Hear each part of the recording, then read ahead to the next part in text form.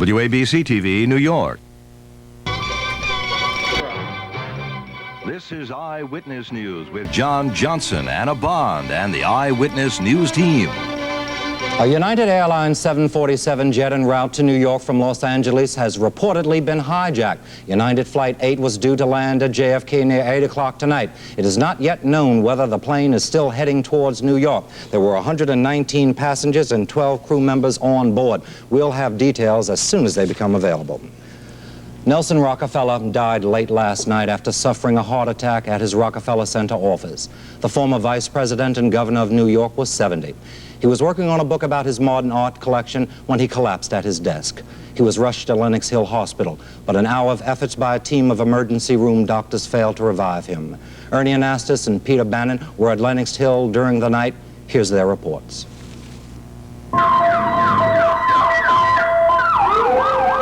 I see the flashing red lights and the sound of sirens, police cars, and a rushing ambulance now just seconds away from the emergency entrance here at Lenox Hill Hospital.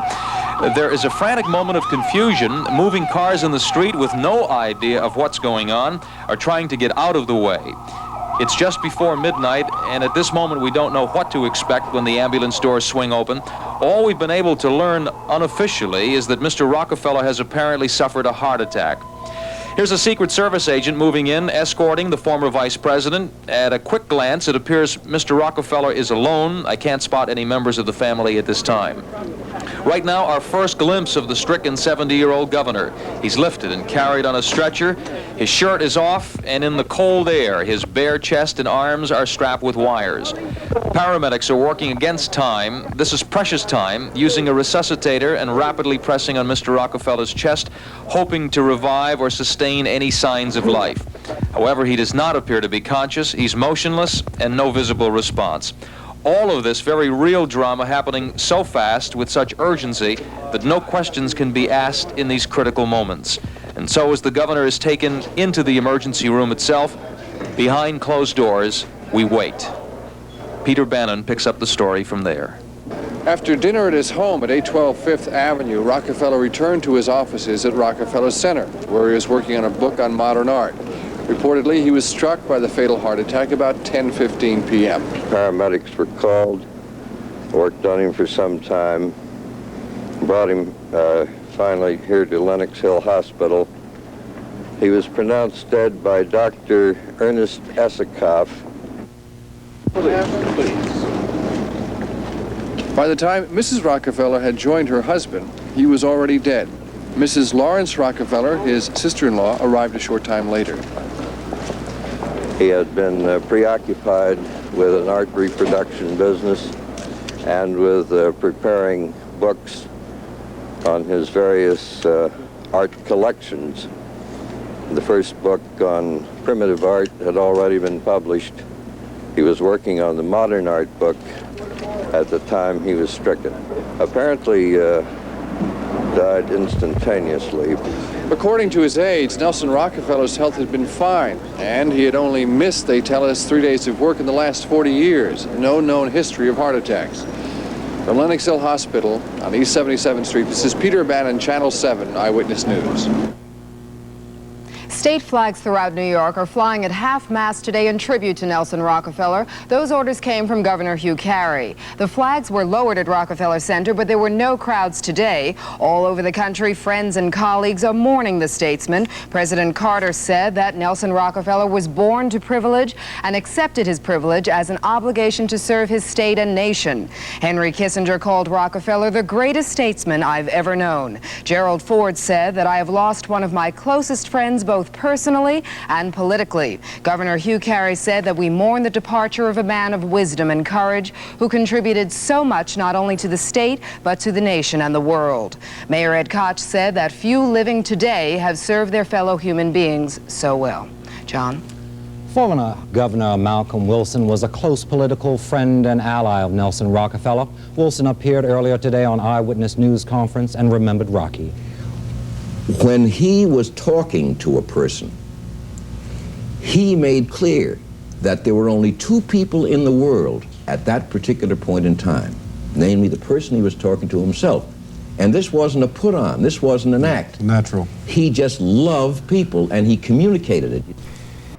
And I really think that one of the great tragedies of the time in which we're all living, especially the time in which I'm living, is that Nelson Rockefeller never did get to be President of the United States. Louis Lefkowitz, for many years, was Nelson Rockefeller's Attorney General, and hearing the news, he rushed to the hospital to comfort the family. We were very close socially, personally, and politically, and I used to enjoy campaigning with him, especially because we were from the other side of I'm from the other side of the tracks with two different people, and yet he took the people so nicely. He made them just feel that they were the only ones he was looking at and talking to. He campaigned well. But I liked him because he was always looking ahead, what can I do for the public? What can I do for the people? The death of the former vice president leaves only two surviving grandsons of the legendary John D. Rockefeller, Lawrence, who's 68, and David, 63. All the descendants of the founder became well known, but Nelson made the biggest mark. Roger Sharp looks back.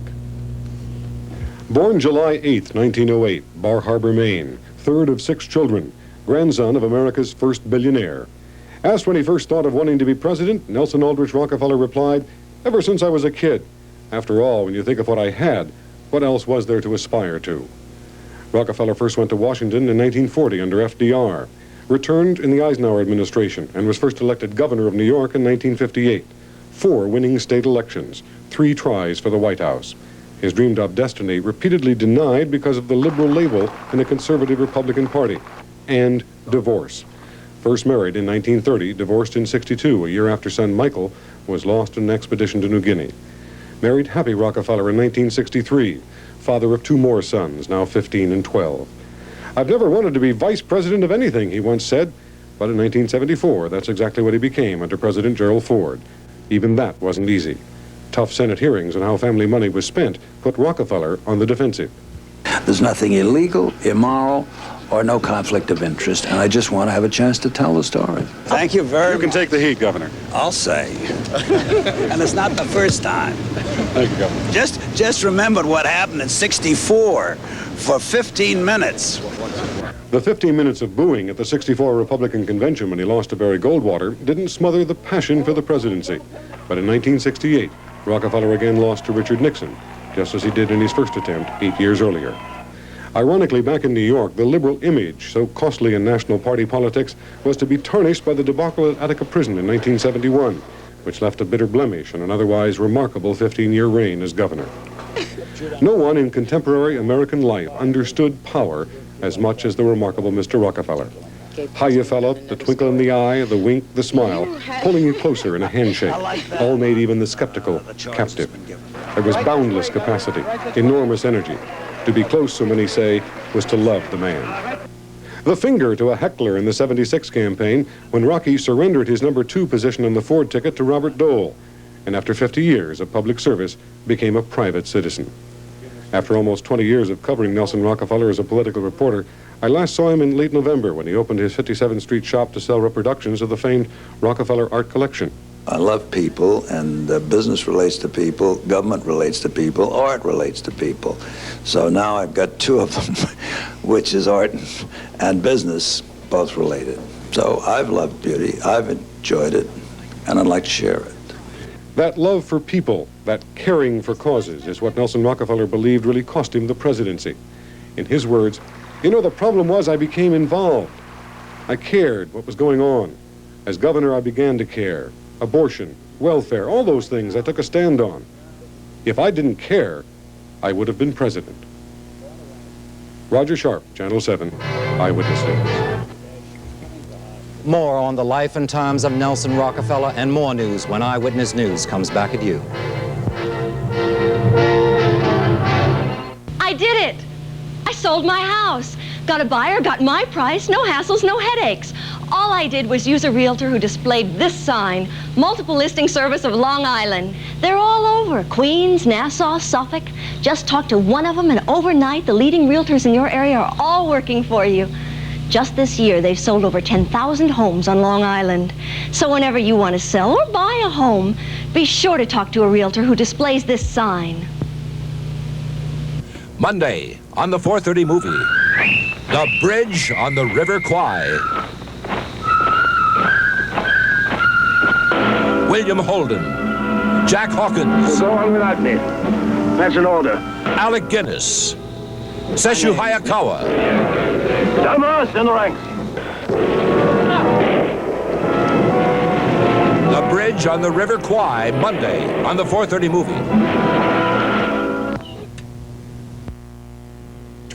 As a political figure and the son of a famous family, Nelson Rockefeller touched the lives of both the powerful and the humble.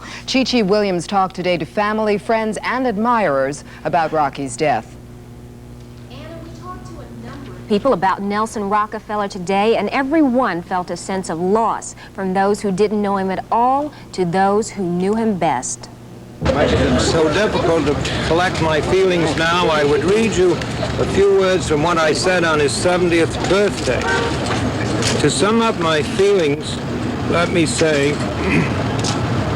that I have always loved and admired Nelson as a brother and as a friend for as long as I can remember. Rockefeller's grief was too much to allow him to finish reading the statement, and he and his wife left their Fifth Avenue apartment to go to the family offices at Rockefeller Center to make funeral arrangements.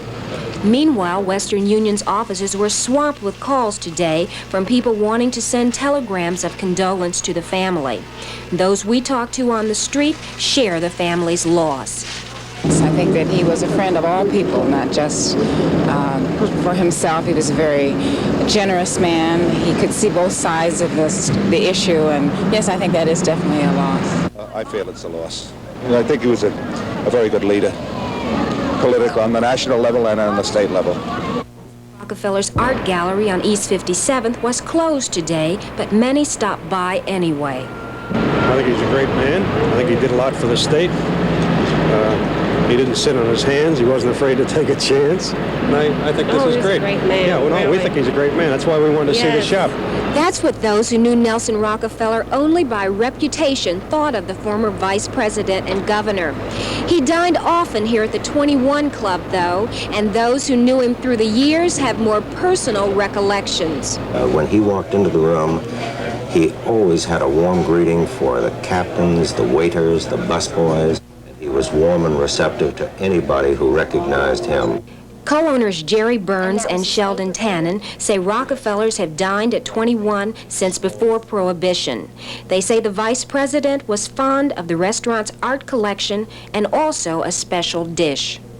That whenever whitebait was in season, we had a standing order to call his office. And if, when he was vice president or when he was governor, if he could be in New York at that time, he would come in here to have whitebait and oyster crab.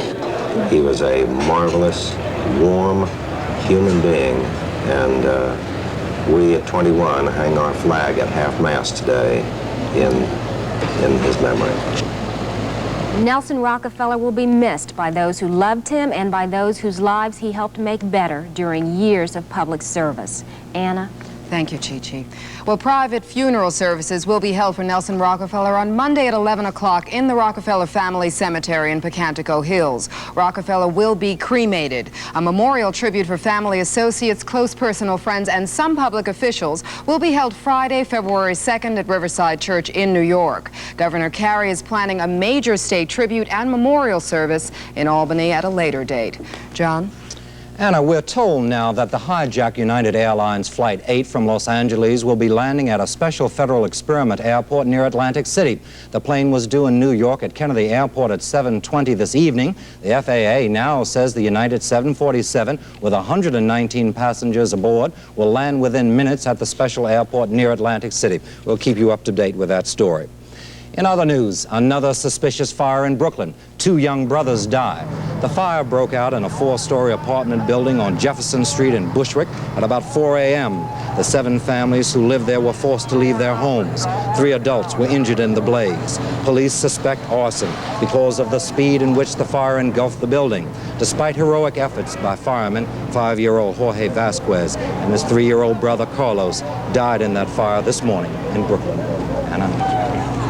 In Hoboken, where 21 people died in a tenement fire 1 week ago, a published report says that 3 young children set that fire and that one of them died in the flames. Police are making no comment on that report. Funeral services for the 17 victims, for 17 of those victims were held today, and Melinda Nix was there. Melinda? Anna, none of those victims had been here long. They were farming families who came to Hoboken from small villages in Guyana. They came to escape poverty, earned a hard living in New Jersey factories until it ended last Saturday. There were so many dead for the friends and surviving family members to grieve for. 17 victims, all of 2 families from Guyana, people who'd come to America as so many immigrants had before them to give their children a better life. Now dead in the Drapal family, both parents and 7 children, aged 7 to 17. Dead in the Ramperceau family, the mother and her 7 children, ages 1 to 12. Mr. Ramperceau would have joined his family in Hoboken next month. Instead, he arrived last night from Guyana. I am very sorry to know that what's really happened to my wife and 7 children, along with his sister and his sister's husband. The thing is very hurtful at the sad time. And it's me and me alone left. There is no one for me at all. Right? I didn't have nobody else. That's me and me alone. The services had to be delayed until today. The U.S. Embassy in Georgetown wouldn't give Idris a visa because of an apparently petty crime 16 years ago. It took intervention from Vice President Mondale and Secretary of State Vance to get him here. He was camping on the steps of the U.S. Embassy down in Georgetown, insisting, in tears, to come here just to be present. American Red Cross worked on it for 3 days, day and night, and they tried to get a humanitarian right waiver. It was just common decency to allow a man to be present at the funeral of his wife and 7 children. The Red Cross paid for the funeral. Donations for it had come in from across the country. There was barely room for everyone who wanted to be here and to remember these 17 victims of a senseless tragedy. God will give the relatives strength, energy, that they can withstand the events that has surrounded them. Jai Jai Jai Krishna Hare Jab char taraf andhiyara ho. The people were so vulnerable, so powerless to defend themselves, and that is why it's so frightening. Anna? More news and Sal Marciano with the sports when we return.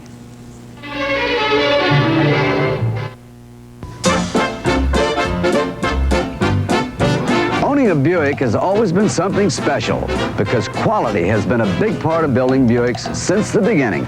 Maybe that reputation still gives people today the wrong impression of our prices. Actually, our new Buick Regal is only $51,8864. You may not know it, but that's practically the same cost as a Pontiac Grand Prix or an Olds Cutlass Supreme. The point is this: if you'd really rather have a Buick, you can. Government regulations say we can make our Hebrew National Beef hot dogs from frozen beef. We don't. The government says we can use artificial coloring. We don't. They say we can add meat byproducts.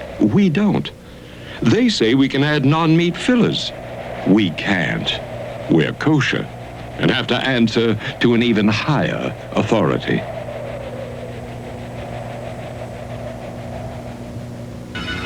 There are a lot of solid automatic bowl cleaners on the market. This leading brand is glass, can break. And this is only 7 ounces. This gives you a full 9 ounces in safe, unbreakable plastic. Its name? Tidy Bowl Solid, with all the cleaning power of liquid Tidy Bowl. A full 9 ounces, the safety of plastic. It's the only leading brand that gives you both. Tidy Bowl Solid! Any naughty taxpayers, Smedley? No, sir. They've acquired money. Money? 5 money magazine guides, free with Canon's P10D. Free money? Yes, sir. And they can check their entries on plain paper tape or display, even a memory. It's going to be dull, sir. What do we have on our Canon P10D? Canon's P10D puts you in the money for tax season. And now here's Sal Marciano with the sports. Thank you, Anna. As seen on ABC, Ozzie Ocasio has scored a unanimous 10-round decision over Jimmy Young. The 21-year-old Puerto Rico now gets a chance at the WBC's heavyweight champ, Larry Holmes. Arthur Ashe stunned Vitas Gerulaitis in the semifinals of the U.S. Pro Indoor Tennis Championships. Ashe rallied from a two-set deficit to win 1-6, 4-6, 7-6, 6-4, 6-4. Ashe will meet either Jimmy Connors or Roscoe Tanner in the finals. In college basketball, #1, Notre Dame upset on Maryland's home court 67-66 on Larry Gibson's three-point play at the buzzer. And Rutgers beat Villanova 64-55. Last night, the Nets won, the Knicks lost, and the margin between them in the Atlantic Division is 3.5 games. Time is running out on the Knicks. Competing in the playoffs is fast becoming a fantasy. While Bob McAdoo rested a pulled hamstring, the Knicks lost their 4th straight, this time by only a point in Phoenix. Ray Williams led a Knicks last quarter rally, overcoming a 15-point deficit. The Suns fell asleep. Suddenly, the Knicks were back in the game. Walter Davis of Phoenix was game high with 24 points. The game was up for grabs down the stretch. Williams scored 14 of his 16 points in the 4th quarter, playing as a small forward. This road trip has really been a tough one for the Knicks. A win would have been nice. With 4 seconds left, down by a point, Knicks ball, they went to their hot hand, Ray Williams in the corner, an air ball. The buzzer goes off, the final Phoenix 108, the Knicks 107. Tonight at the Nassau Coliseum, a backyard scrap between the visiting Rangers and the Islanders, who are undefeated at home in 23 straight. The second-place Rangers trail the Islanders by 14 points because they give up too many goals. And I've learned exclusively that general manager and coach Fred Shero wants Buffalo defenseman Jim Schoenfeld. The Rangers have offered 3 players for Schoenfeld: goalie Wayne Thomas, defenseman Mike McEwen, and forward Lucien Deblois. The condition of Schoenfeld's knee is holding up the deal. Now, I'll have videotape highlights of the game tonight on the late news. John. It's me. Thank you, Sal. Sal, there was a bright light in the sky over the New York area today, was something unseen for the past several weekends. Now, Storm Field says it was something called the sun. And we'll have more details when we come back to Eyewitness News, so stay with us, folks. Yeah, first time I made breakfast, I served the muffin other than Thomas's. I think he was just trying to get out of making breakfast. Aye. She bought one of those other muffins once. He loved the price. But not the muffins. Other muffins just don't compare to Thomas's because Thomas's have all those nooks and crannies to make them crisp and crunchy outside, yet light and airy inside. Yes, Cook once ordered one of those other muffins in a sack. Gave him the sack. Nothing tastes better than a Thomas's. Thomas's For $79, Lincoln Mercury introduces 2 magnificent 7s. Cougar XR7, Zephyr Z7. Baby, put a charge in your life. The magnificent Cougar XR7, boldly styled, luxuriously equipped, deeply padded. Baby, put a charge in your life. Zephyr Z7, high voltage styling and a price that's a very pleasant shock. 2 magnificent 7s. Baby, put a charge in your life. Help, Elaine. Help, Elaine. Lunch, half a cup of cottage cheese. Help, Elaine. Elaine Powers. If you're not having much luck going it alone, ask Elaine for the help you need. Encouragement, planned for you exercises, ideas on how eating, not starving, can help you lose. The help every woman needs to look better, feel better, at a price every woman can afford. Elaine Powers. Call. All you have to say is help, Elaine. Over the years, in an effort to avoid eating good foods they don't like, kids have attempted the impossible, eating without swallowing. Which is why, although there is no substitute for liver and spinach and carrots, many parents have turned for help to Ovaltine. And now Ovaltine Hot Cocoa Mix, with the rich chocolatey taste kids love, and more added vitamins and minerals than any other chocolate flavoring. Ovaltine, so kids can drink what they will not eat. And now for the man responsible for bringing us such a beautiful day, Storm Field. Thank you, thank you, thank you. Actually, I wasn't really responsible. Yesterday, I thought it would stay mostly cloudy. We just got lucky. As a matter of fact, if you got up this morning, maybe a slight case of amnesia, looked outside, you probably thought it was March, because that's what it felt like. Sunny skies and very mild temperatures. Look at our readings right now.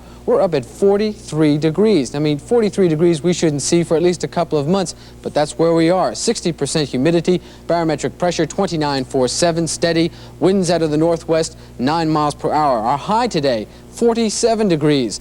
That is very warm. 38 degrees was the low. We should have been at least 10 degrees cooler than that today. Record high for the state, 69, 19, 16. Air quality today was fine. Tomorrow should be good also.